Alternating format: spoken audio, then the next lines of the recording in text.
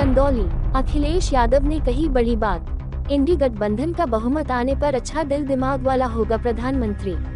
परिस्थितियों एवं पहलुओं को समझने वाला होगा प्रधानमंत्री।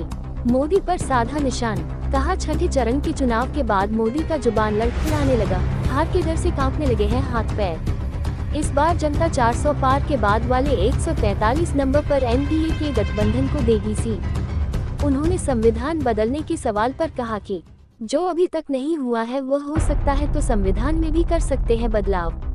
सभी महत्वपूर्ण संस्थानों का निजीकरण कर आरक्षण को कर रहे हैं समाप्त। सरकार बनने पर बैंक का ब्याज माफ करने, अग्निवीर योजना को समाप्त करने और 30 लाख नौकरियां देने का किया वादा।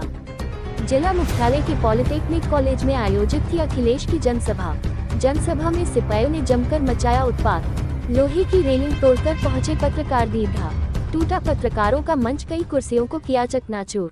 अखिलेश को दिखाने के लिए लगे पंडाल की छत पर चढ़े सपाई। ये सब होता रहा और सपा के नेताओं ने उन्हें रुकने का नहीं दिया निर्देश। सपाइयों के उत्पादन के चलते पीड़ित लोगों ने जमकर कोसा। बाइट, अखिलेश यादव राष्ट्रीय अध्यक्ष समाजवादी पार्टी। देखिए प्रधानमंत्री, मैंने आपसे क्या कहा, सवाल चेहरे का नहीं है, सवाल है कि किस दिल और दिमाग अच्छा है। ना बेटा जल्दी मेरा पास बात। ये पीढ़ी परिवार क्या कर रहे हो? इंडिया गठबंधन, नीचे करो आईडी यार, सब लोग चेहरा दिखाई तो नीचे करो। इंडिया गठबंधन मिलकर के इस बार 7वें चरण में भारतीय जनता पार्टी का सफाया होगा और उन्हें पूर्वांचल की धरती पर जो घबराहट है, उसी घबराहट की वजह से वो अपना आत्मविश्वास खो रहे हैं और जिन्होंने आत्मविश्वास खोया है उसी की वजह से उनकी जवान लड़खड़ा रही है, उनका जो कॉन्फिडेंस कम हुआ है उसी की वजह से भाषा और व्यवहार बदल गया है। जिन लोगों ने 10 साल के किसान नौजवान के साथ धोखा किया, जिनकी हर बात झूठी निकली, वादे झूठे निकले और लगातार आरक्षण को छीनने का काम कर रहे हैं, अब उनके पास रास्ता नहीं है। यही पूर्वांचल 7वें चरण में जो यहाँ की जनता का गुस्सा 7वें आसमान में है। अभी तक तो मैं कहता था क्यूटो लड़ाई में है, लेकिन अब सुनने में आ रहा है प्रधान सांसद क्यूटो भी हार रहे हैं और उनको हराने के लिए उनके अपने लोग ही पराये होते जा रहे हैं। अखिलेश जी, जो कि आज प्रधान कल यहाँ थे और उन्होंने कहा कि संविधान हम नहीं बदलने जा रहे हैं, संविधान समाजवादी पार्टी और कांग्रेस बदलने जा रही है। देखिए, कौन भरोसा करेगा मुख्यमंत्री जी पर, कौन भरोसा करेगा दिल्ली सरकार पर।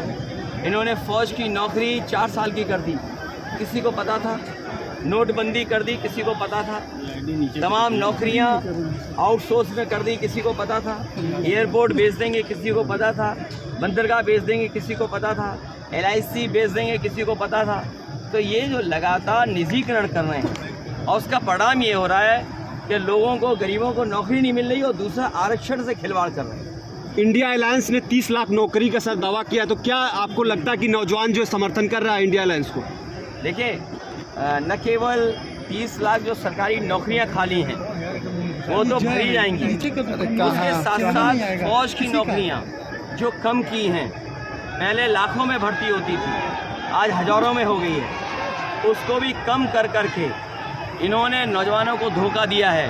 नौकरी पहले से ज़्यादा फौज में भर्ती होगी, जिससे कि हमारी सीमाएं सुरक्षित रहें और सीमाओं पर हमारी रक्षा हो, मजबूती से जवान खड़े दिखाई दें। इंडिया गठबंधन की सरकार प्रधानमंत्री बनेंगे आप? 7वें चरण का चुनाव होने जा रहा है, कहाँ देखते हैं इंडिया गठबंधन को? देखिए, जो लोग 400 पार कह रहे थे, अब बड़ा डर के कह रहे हैं 400 पार। जब से जनता को समझ में आ गया 400 पार का मतलब हुआ 143 सीटें।